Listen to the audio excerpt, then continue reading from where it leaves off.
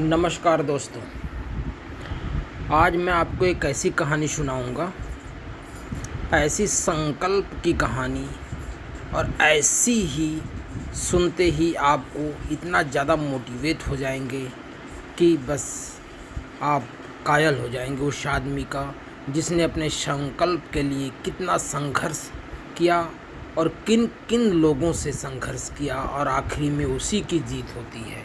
ये सुन के आप बहुत ही प्रसन्न हो जाएंगे। इसमें आप जो सुनेंगे हमारे सिस्टम और हमारे कानून और हमारे पुलिस व्यवस्था की कितनी धज्जियां उड़ी हैं, किसने क्या क्या नहीं किया किसी शख्स को गलत साबित करने के लिए, लेकिन वो महान शख्स जो इन सब से लड़ता रहा और अंत तक लड़ता रहा, और उसका परिणाम आप जब लास्ट में सुनेंगे तो आपके रोंगटे खड़े हो जाएंगे कि कोई इतने भी संघर्ष करने की क्षमता रखता है क्या। तो इस लड़के की कहानी शुरुआत होती है और सपने होते हैं कि मैं आर्मी में जाऊं और देश की सेवा करूं, आर्मी ज्वाइन करूं और देश की सेवा करूं। और इस सपने को पूरे होने में जो है 15 दिन का वक्त बचता है।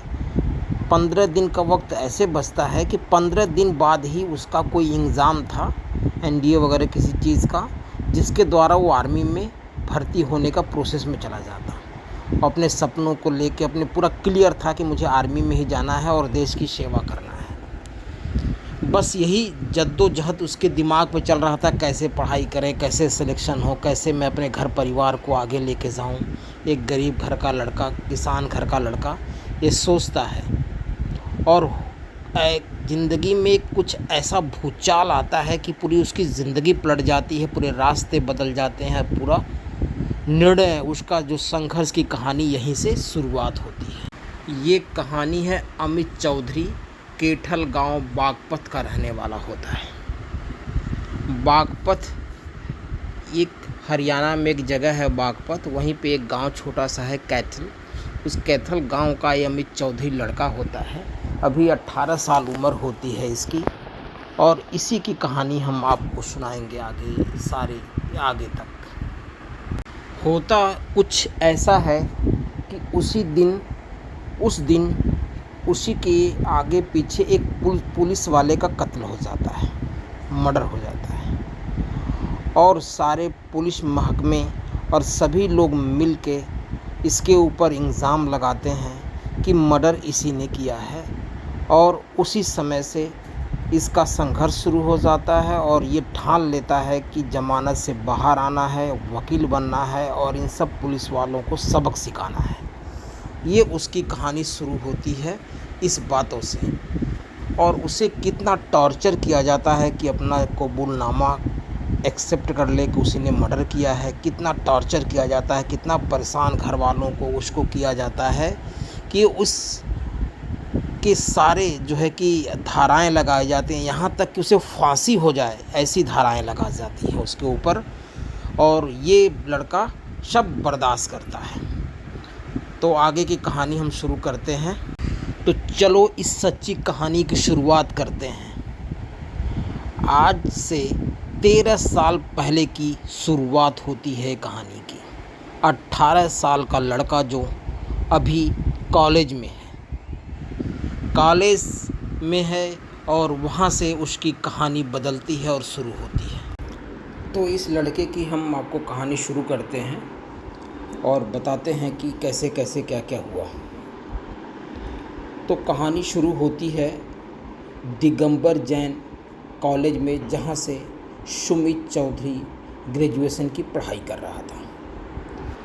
पढ़ाई करते करते उसके बहन का भी कॉल आता है कि भाई बहुत दिन हो गया, तू आया नहीं, आके घूम जाए, एक दिन हो जाए यहाँ पे रह के। और वो भी सोचता है कि यार सही है, कई दिन हो गए हैं, चलो पेपर आने वाला है, चलो एक दिन बहन से मिल आते हैं। तो अपने बहन के जाने के लिए, जो उसके बहन का घर पड़ता है, तो जो अमित चौधरी की बहन थी वो यूपी में रहा करती थी, शामली के करीब। तो कई बार ऐसा होता है कि सोचता है भाई कि चलो यार मिल आते हैं, तो जब वो जाने की प्लानिंग करता है शामली के लिए, तो उसके घर से यानी कॉलेज से जो है निकलता है, लेकिन उसके यहाँ जाने के लिए जो अंतिम बस 3 ही बार बस चलती थी। एक सुबह जाती थी 10 बजे, एक दोपहर में 2 बजे के आसपास और एक शाम को 5 बजे के आसपास। तो अपनी बहन के यहाँ जाने के लिए निकलता है और बस पकड़ने ही वाला था, तब बस छूट गई थी। दौड़ के बस पकड़ता है और बस पकड़ने के बाद अपने बहन के यहाँ पहुँचता है, जाता है। तो जो शामली जगह है वहाँ से ही बस निकलती थी और फिर उसके गांव बहन के पहुँचने के लिए बस पकड़ना पड़ता था। तो अपना बस पकड़ के दौड़ के बस पकड़ता है और बस पे चढ़ जाता है। 12 अक्टूबर 2011 की जो ये बस इसने दौड़ के पकड़ी थी, काश ये सोचता रहा कि अगर काश उस दिन मैं दौड़ के बस नहीं पकड़ता तो मेरी ज़िंदगी के जो 12 साल गुजर गए ये ख़राब नहीं होते। लेकिन जो होनी होती है वो हो के ही रहती है, उसे कोई तोड़ नहीं सकता, काट नहीं सकता और चेंज नहीं कर सकता। तो वो होनी थी, यही कह सकते हैं। और अपनी बहन के घर पहुंच जाता है और एक दिन रुक के उसे लौटना था। तो होता यूं है कि उसी दिन उस गांव में एक इनकाउंटर होता है और जो शख्स मारा जाता है उसका नाम सुमित किल होता है। तो उसका गैंग होता है और इत्तेफाक से सुमित चौधरी को भी ये पता नहीं था कि जो उसकी बहन का एक देवर है उस गैंग में वो भी रहता है। बहुत छोटा सा गांव होता है, कम लोग होते हैं। तो सब जब इनकाउंटर में होता है तो एक जो है कि पुलिसकर्मी मारा जाता है, एक बुरी तरह से घायल होता है और ये सब चीज़ें होती हैं। तो सुबह जब पुलिस आती है और पूरा छानबीन करती है, सारे गांव वालों को एक लोग दो लोग गिरफ्तार के ले जाती है, पूरा छान करती है। तो उसे पता चलता है कि इस रात जो है इस गांव में कोई सुमित नाम का बंदा, जो उसकी बहन है यहाँ पे रहती है और उसके यहाँ आया हुआ था और आज सुबह ही गया है। और इत्तेफाक से जो उसकी बहन थी उसका देवर भी वो गैंगस्टर में एक शामिल होता है। तो पुलिस का शक होता है कि साथ वो भी इस कत्ल में शामिल है और कैथल पहुंच जाती है एक पुलिस की टीम उसे गिरफ्तार करने के लिए, सुमित चौधरी को। जब इतनी भारी भरकम पुलिस की भीड़ गांव में देखती है तो सब घबरा जाते हैं कि क्या हो गया। तो जब गांव में पुलिस पहुंचती है तो सुमित चौधरी के घर पहुंचती है। तो वहाँ से आने के बाद सुमित चौधरी किसी अपने रिश्तेदार करीबी के पास उस रात सो जाता है और घर पे जब पुलिस पहुँचती है तो इसके फादर मिलते हैं, इसकी माँ मिलती है, इसका भाई भी मिलता है। पुलिस उनको उठा लेती है। उसी दिनों इनके फादर का ऑपरेशन आँखों का हुआ रहता है। पुलिस उसको भी प्रेस करके दर्द दिलाती है। माँ कुछ बुजुर्ग होती है, छोड़ देता है पुलिस और इसको फादर को ले जाता है। तो कहते, उसकी माँ पूछती कहाँ ले जा रहे हो? तो कहते कहीं नहीं, मैं प्रधान के यहाँ बस ले जा रहा हूँ, पूछताछ करके छोड़ दूँगा। अब होता यूँ है कि प्रधान के यहाँ ले जाते का बहाना लेके पुलिस थाने तक उठा ले जाती है। और ये सब बात जब सुमित को पता चलता है तो बोलता है कि अरे ये तो बहुत गलत हुआ, मैं तो बस गया हुआ था अपनी बहन के यहाँ, तो मैं कहा कि मैं अब पुलिस के पास जाऊँगा। तो सुमित चौधरी थाने पहुँच जाता है। थाने पहुँचने के बाद पूछता है सारी बातें। 24 अक्टूबर 2011 होता है और सुमित अपने थाने पहुंचता है वहाँ पे शामली में और पूछता है कि हमारे मदर फादर क्यों उठा लिया, हम तो अपनी बहन के यहाँ गए थे, मिल के चले आए थे, हमारा कोई इसमें रोल, मेरा कोई वो नहीं है इसमें। तो पुलिस जो है सुमित चौधरी को पकड़ लेती है और 24 अक्टूबर को 2011 को सुमित चौधरी को पकड़ने के बाद पुलिस उसके फादर को, भाई को, सबको छोड़ देती है और कहीं कुछ खबर नहीं करती है कि सुमित हमारे गिरफ्त में है, हमारे जेल में है, हमारे कस्टडी में है, या अदालत को, किसी उसके परिवार को कुछ भी नहीं बताया जाता। उसे बस टार्चर करना शुरू कर देते हैं। और 3 नवंबर तक लगभग 15 दिन, और इस 15 दिनों में इतनी टार्चर किया जाता है उसको, पुलिस वाले टार्चर कहते हैं कि आप सुन के रोंगटे खड़े हो जाएंगे। जिस्म का कोई हिस्सा जो है नहीं बचता जहां पुलिस वालों ने उसे टार्चर ना किया हो। जो सुमित का कहना है कि जो ही पुलिस वाला आता था मुझे थप्पड़ों से मार के लाल कर देता था, डंडे से मारता था और मेरी हड्डियाँ चूर चूर कर दिया था। जो कि अभी बात हुई तो उन्होंने बताया कि मेरी हड्डियाँ अब तक पिलपिली हैं जहाँ जहाँ मेरे को डंडे से मारा है इन्होंने। तो समझ लीजिए कितनी प्रताड़ना की होगी इनको, और लास्ट में इसको इतनी तकलीफ़ देते हैं कि ये अपना कबूलनामा कर ले कि इसी ने कत्ल किया है, इसी ने मर्डर किया है। इतना मारते हैं कि पूरी चमड़ी उधड़ जाती है, और जब लहू लुहान होता है, बहुत तकलीफ़ में होता है, तब कहते हैं दौड़ो, दौड़ाते हैं उसको। जब उसे कुछ बर्दाश्त नहीं होता है तब खाना देते हैं। इतने दर्द में कोई क्या खाना खाएगा, बहुत तकलीफ़ों से गुज़रता है। तब वो कहता है कि साहब जो इतना तड़पा रहे हो गोली ही मार दो, इनकाउंटर कर दो मेरा, क्योंकि अब मुझे दर्द बर्दाश्त करने की क्षमता नहीं रही। इतनी दर्दनाक कहानी होती है। फिर उसे अदालत में जब पेश करते हैं, अदालत से पेश करने के बाद फिर पुलिस कस्टडी में फिर उसी थाने में लाया जाता है, और जो ही पुलिस वाला आता है वही मारता है। इतना मारते हैं, इतना मारते हैं कि वो तो सोचता है कि मर ही जाना ज़्यादा बेहतर है। यहाँ तक कि पूरी हड्डी जहाँ जहाँ मारे हैं हड्डियाँ पिलपिली हो गई, चमड़े उधड़ गए हैं, मुंह सूज गया है। अभी तक अमित बताता कभी कभी मेरा चेहरा एक तरफ का सूज जाता है अपने आप ही। हड्डियाँ अभी भी दबाओ पैरों की, घुटनों की, तो पिलपिला यानी कि मांस की तरह हो गया है। इतनी दर्दनाक उसे प्रताड़ना दी जाती है। और जब उसे अदालत में पेश किया जाता तो उसे फिट किया जाता, खिलाया पिलाया जाता, ठीक किया जाता, हॉस्पिटल ले जाता था। हॉस्पिटल में मारते हुए वॉशरूम में मारा जाता उसे, और डॉक्टर से कहते कि इसका रिपोर्ट बनाइए। डॉक्टर लिखता रिपोर्ट में दिस इज़ द फिट, माने ये सही है, कुछ नहीं हुआ है इसे। बताइए जिस देश में ऐसा कानून हो, कानून पे कौन भरोसा करेगा? किसी कानून पे कैसे भरोसा किया जा सकता है जो इतना टार्चर कर रहे हैं, और अभी सबूत यानी अभी एक्यूज़ अभी साबित नहीं हुआ है कि यही अपराधी है, तब ये हालत है। तो इस दौरान अमित की बहुत पिटाई होती है। फिर ये जब जेल जाता है तो दो पुलिसकर्मी वाले इसे जेल ले जाके छोड़ते हैं। तो वहाँ से जेल में कागज़ वगैरह जमा, रिपोर्ट जमा करने के बाद तुरंत पुलिस वाले वहाँ से निकलते हैं। तब तक जेलर अच्छा आदमी था, तुरंत पुलिस वालों को रोकता है और कहता है कि अरे भाई कहाँ जा रहे हो, ऐसे हालत में कौन इसे एक्सेप्ट करेगा? आपने रिपोर्ट में दिखाई सही है, लेकिन इसकी हालत तो ऐसी है कि कभी भी मर सकता है। तुरंत जेलर इसको हॉस्पिटल भेजता है। जेल के हॉस्पिटल्स होते हैं, वहाँ हॉस्पिटल जाता है, ट्रीटमेंट होती है, ठीक होता है। फिर ये अपनी दास्ता बताता है। जेलर कहता है चलो, बताता है कि मैं पढ़ना चाहता हूँ, मैं आर्मी में जाना चाहता हूँ, मेरी ये कहानी है और ये मैं कहाँ फंस गया। तो जेलर कहता है सब कुछ तुम्हें मिलेगा यहाँ पे, जो भी तुम्हें चाहिए सब कुछ मिलेगा, पढ़ो। और ऐसे ही गुजरता है कुछ दिन। फिर वहाँ से ज़मानत मिलती है, बाहर आता है। जब गांव जाता है तो सबके नज़रिए बदल चुके होते हैं अमीश चौधरी के लिए।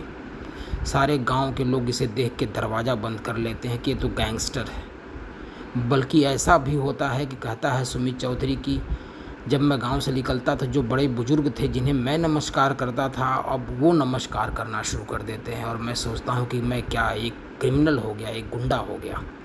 तो कहानी कितनी बदल चुकी हुई होती है, बहुत शर्म आती है।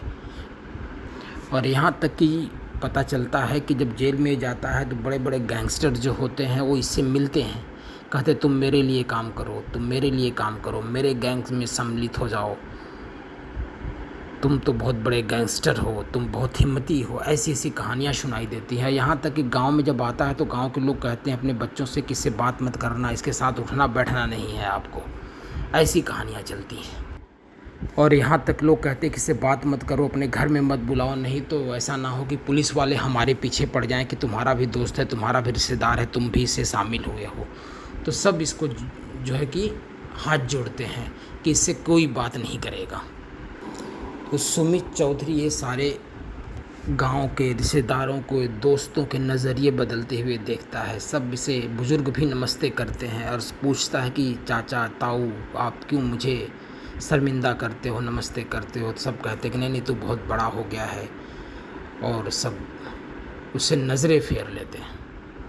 फिर इसके पास दो ही रास्ता बनता है, या जो कि जेल में लोग इसके साथ जुड़ना चाह रहे थे, गैंगस्टर के लोग, उससे जुड़े और अपने दर्द का बदला ले, अपने कहानी को अंजाम दे, या फिर दूसरा रास्ता जो कि इसके संघर्ष की रास्ता, जो कि इसे कुछ मुकाम पे ले जाए। तो ये दूसरा रास्ता चुनता है। ये बस ये सोचता है कि अब मुझे वकील बनना है और अपने गुनाहों के लिए लड़ना है और लोगों के गुनाहों के लिए लड़ना है और उन्हें बाहर लाना है। इसने संकल्प लेता है, कसम खाता है। वहीं से स्टार्ट होती है सुमित चौधरी की नई ज़िंदगी की एक नई कहानी।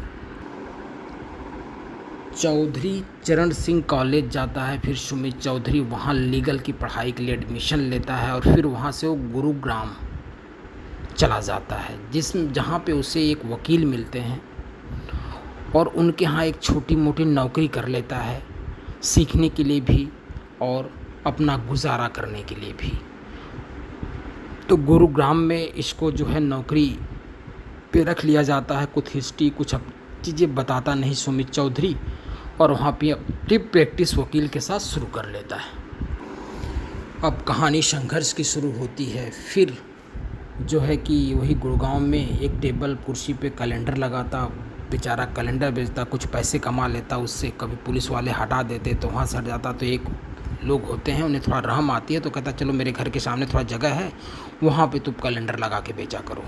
वहाँ शुरू कर देता और गुड़गांव से वकालत जाना, वहाँ से वापस आना 5 किलोमीटर की दूरी पैदल तय करता था। आना जाना गर्मी में। एक बाहर जूस वाला भी जहाँ पे रहता था सुमित चौधरी, वहीं पे जूस वाला बैठता था, तो कभी कभी वो जूस पिला देता था। वो समझता था कि इसके पास पैसे नहीं है, ये थोड़ा तंगी में है। तो भगवान सबको आसरा देता है, सबको टाइम देता है। कर्म जब अच्छे होते हैं तो आज नहीं कल तो बदल ही जाता है। संघर्ष जीत ही जाता है इंसान अगर लगा रहे अपने और सही हो तो। और इतना स्वाभिमान कि जहाँ पे रहता था उन्होंने कहा कि नहीं तुम फ्री में रहो, तो कहा नहीं मैं कुछ पैसे तो दूंगा ही यहाँ रहने के। फिर उसे 1000 रुपये देने का वादा करता है और 1000 रुपये वहाँ देता है। अब देखिए कोर्ट आना जाना, रहना खाना, प्लस चौधरी चरण सिंह में इसका एडमिशन, कॉलेज कभी कभी आना जाना, तो कितनी, और घर से मदद नहीं लेना, कितना संघर्षपूर्ण लाइफ थी। और इसने LLB चौधरी चरण सिंह से किया, फिर LLM किया, यानी पोस्ट ग्रेजुएशन भी वकालत में किया वहाँ से। और इसका सब्जेक्ट जो था क्रिमिनोलॉजी ही था। क्रिमिनलों के लिए जो बेवजह फंसे हुए हैं उनको बाहर निकालने का इसका काम था। फिर जहाँ ये वकालत करता है तो मैडम रहती हैं, पूछती हैं कि तुम किस में काम करना चाहते हो, तो ये बताता है कि जेल के ऊपर मैं स्पेशलाइजेशन करना चाहता हूँ। फिर पूछती हैं कि इसके लिए तुम्हें तो जेल जाना पड़ेगा, लोगों से पूछना पड़ेगा कि जो वहाँ से जेल से छूट के आते हैं उन्हें दुनिया एक्सेप्ट करती है नहीं करती, रिश्तेदार उसे मानते हैं नहीं मानते हैं, क्या होता है। तो सुमित चौधरी सारी बातें सुन के उसके आंखों में आंसू आ जाते हैं। कहता मैडम इसका जीता जागता सबूत मैं हूँ। मैं 2 साल 4 महीने 16 दिन जेल काट के आया हुआ हूँ। और अपनी पूरी कहानी बताता है मैडम से। फिर उसने LLB की, LLM किया, AIB किया, उसकी भी पास किया, सारी डिग्रियाँ ली उसने। और इधर दूसरा पहलू जो अदालत में चल रहा है, तारीख पे तारीख, कोर्ट से कोर्ट आना जाना, सुनवाई होती रही, इसमें उसके 12 साल निकल जाते हैं। फिर उसके बाद होता है कि सुमित चौधरी इलाहाबाद हाई कोर्ट पहुंचता है और वहाँ अर्जी लगाता है कि साहब 12 साल हो गए इस मुकदमे को चलते, न लोअर कोर्ट न फैसला सुना रही है न कुछ कर रही है। तो हाई कोर्ट इसे डायरेक्शन देती है और निचली अदालत को बताती है कि इस फैसले को सही तरीके से चलाया जाए और इसे अंत तक ले जाया जाए और इसे निर्णय दिया जाए क्या इसमें है क्या नहीं है। और ये कोर्ट पहुंचता है अमित चौधरी मुजफ्फरनगर के कोर्ट में, वकालत किया हुआ और वकील के ड्रेस में, कोट पैंट सब पहने हुए। और अदालत में उसी थाने के आईओ भी होते हैं, वही आईओ जो इसके ऊपर इतनी प्रताड़ना, इतनी जुल्म करते हैं, जो कि दर्द से कराहने वाला बच्चा बड़ा हो चुका है और वकील बन चुका है। और सोचने वाली बात उस समय ये होती है कि वही आईओ वकील साहब से पूछते हैं कि वकील साहब आप किसकी तरफ से हैं, आपको मैं जानना चाहता हूँ, मैं पहचान नहीं पा रहा हूँ किसकी तरफ से आप मुकदमा लड़ रहे हैं। सुमित इस बात को टालता रहा उन्हें बताने से, बार बार उनसे पूछने पे अंत में सुमित चौधरी बताता है उनसे, आईओ साहब से, कि शायद आपने मुझे पहचाना नहीं आईओ साहब। तो कहे नहीं, मैं तुम्हें पहचान नहीं पा रहा हूँ। कहा आईओ साहब, मैं वही सुमित चौधरी हूँ जिसे आपने झूठे केस में फंसाया, टार्चर किया, 12 साल की ज़िंदगी बर्बाद की, और मैं कहीं आर्मी में जाने वाला था और आपने मुझे ये चक्करों में डाल के वकील बना दिया और मैं अपने ही केस की पैरवी कर रहा हूँ। ये सारी बात सुन के आईओ साहब के हौसले जो है कि हवा में उड़ जाते हैं। उन्हें सारी बातें याद आती है और वो सहम जाते हैं। सारे झूठ का पुलिंदा आईओ साहब तैयार करके जब वकालत सरकारी वकील से पेश करते हैं तो अमित चौधरी क्वेश्चन करता है। उसके पास बस एक ही मुद्दा होता है कि जो इंजर्ड पुलिसकर्मी था उसका स्टेटमेंट आपने 1 महीने बाद लिया था, 1 मंथ बाद, और मुझे आपने यानी सुमित चौधरी को दूसरे ही दिन गिरफ्तार कर लिया। किस बेस पे आपने गुनाह साबित कर दिया कि इसी ने गोली चलाई? जब स्टेटमेंट पुलिसकर्मी की 1 महीने बाद आई है, जब वो 1 महीने बाद बताता है, तो आप मुझे दूसरे दिन कैसे गिरफ्तार कर लेते हैं कि नहीं मैं मुजरिम हूँ, मैं ही गोली चलाने वाला हूँ? क्योंकि जो विटनेस था उसने आपको कुछ बताया नहीं, इंजर्ड था। 1 महीने बाद आपने खुद ही लिख रखा है कि उसने सारी चीज़ बताई है, और जब उसने न शक्ल बताया, न नाम बताया, न चेहरा बताया, न कोई सबूत दिया, न कोई प्रूफ दिया, तो आपने मुझे कैसे गिरफ्तार कर लिया बिना किसी के सबूत के, बिना विटनेस के? विटनेस 1 महीने बाद आपको मिलता है। ये सब दलीलें पेश करते हैं आईओ साहब, और तब सुमित बोलता है कि सर, इन्होंने जो मुझे गिरफ़्तार किया स्टेटमेंट लेने से पहले किया, और इन्होंने साबित किया है, लिखा है अपने चार्जशीट में कि मैं क्रिमिनल, मेरा बैकग्राउंड है। मैं ये अदालत में साबित करिए कि मैं कैसे बैकग्राउंड मेरा ख़राब है। पूरे हिंदुस्तान के किसी जेल में मेरा एक छोटा सा चोरी का, शांति भंग करने का, उपद्रव करने का कोई एक केस तो होगा मेरे नाम। वो ये ला के बता दे, दिखा दे कि कहाँ इन्होंने मेंशन कर रखा है। फिर इसके बाद जज साहब आईओ साहब को बहुत लताड़ते हैं और कहते हैं कि आपने 396 का जो इसके पास चार्ज लगाया है, इसमें जानते हैं क्या हो सकता है? इस शख्स को एक फांसी हो सकती है। इतना तगड़ा मुजरिम बना दिया आपने, और बिना गवाह, बिना सबूत के एक बच्चे को आपने क्रिमिनल बना दिया। अरे थोड़ा तो शर्म आनी चाहिए आपको कि क्या कर रहे हैं। 19 सितंबर 2023 को पूरी कार्रवाई कंप्लीट हो जाती है अदालत में, और अब रह जाता है सिर्फ फैसला आने का टाइम। पूरा कोर्ट सन्नाटे में पसर जाता है, अजीब सी सुनवाई चलती है। अब फैसला क्या होगा, सबके कान ही सुनने के लिए बस सोचते हैं कि अब जज साहब क्या फ़ैसला देंगे। और 27 सितंबर को फैसले की तारीख मुकर्रर करके जज साहब कोर्ट से चले जाते हैं, और सबको अब इंतज़ार होता है 23 तारीख का। इसी बीच उसकी माँ की बहुत तबीयत ख़राब होती है। उसके पिताजी बोलते हैं कि आ अपनी माँ से मिल ले, काफ़ी दिन हो गया, तुझे देखना चाहती है। केस का फ़ैसला तो 27 सितंबर को आएगा। जो भी आए, तेरे हक़ में आए या ना हक़ में आए, लेकिन हो सकता है माँ तेरी ना बचे तो तू फिर दोबारा अपनी माँ से कभी मिल नहीं पाएगा। और ऐसी केस है कि तू बरी भी हो सकता है और ज़्यादा चांस है जेल भी हो सकता है तुझे। सुमित चौधरी भी सोचता है इतनी हाई प्रोफाइल है, पूरी एक बटालियन पुलिस की लगी हुई इसे झूठा साबित करने में, और ये अकेला दम पे लड़ रहा है, तो फैसला तो कुछ भी हो सकता है। जाता है अपनी माँ से मिलता है, फिर दोबारा आता है और कोर्ट में फिर से आता है। कोर्ट में अब हर बार तो अपनी पैरवी के लिए वो कोट पैंट पहन के आता था, लेकिन आज जब उसका फैसले की तारीख होती है तो बिना कोट के आता है। कोट रहता है लेकिन पहना नहीं होता है। कोट निकाल के सफ़ेद शर्ट पैंट में अमित चौधरी कटघरे में खड़ा हो जाता है और अपने फैसले सुनने के लिए इंतज़ार करता है।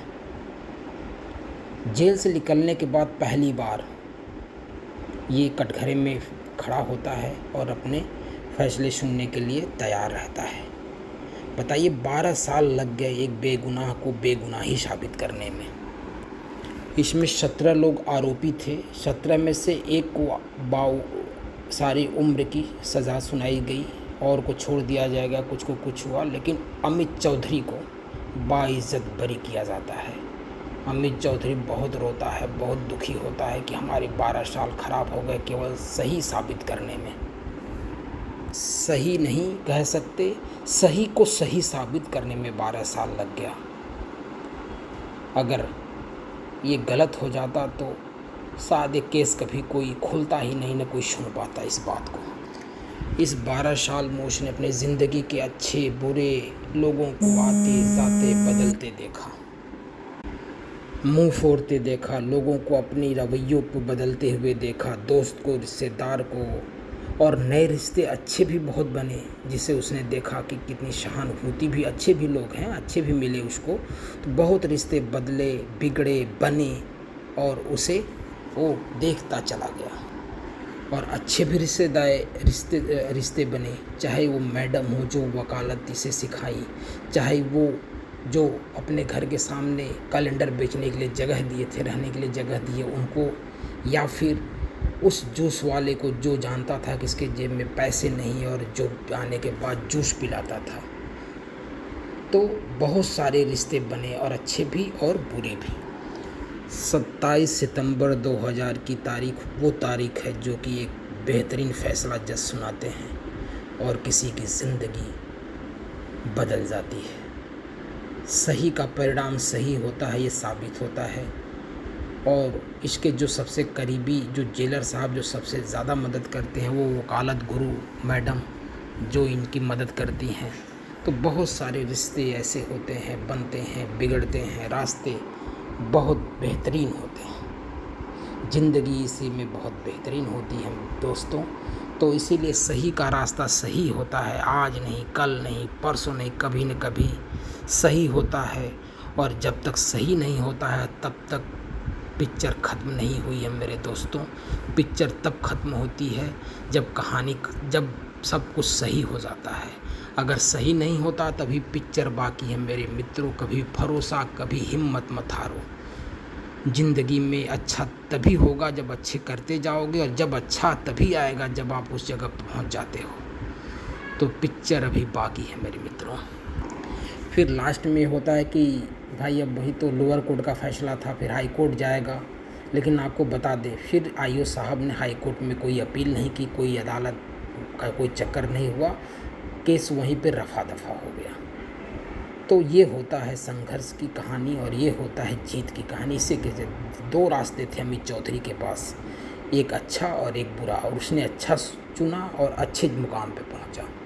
तो हमेशा अच्छे रास्ते अच्छी जगह पहुंचाते हैं, अच्छी सोच अच्छी जगह पहुंचाती है। इसी के साथ इस कहानी का शुभ एंड करते हैं मित्रों। फिर एक नई कहानी के साथ हम मिलेंगे आपसे। धन्यवाद।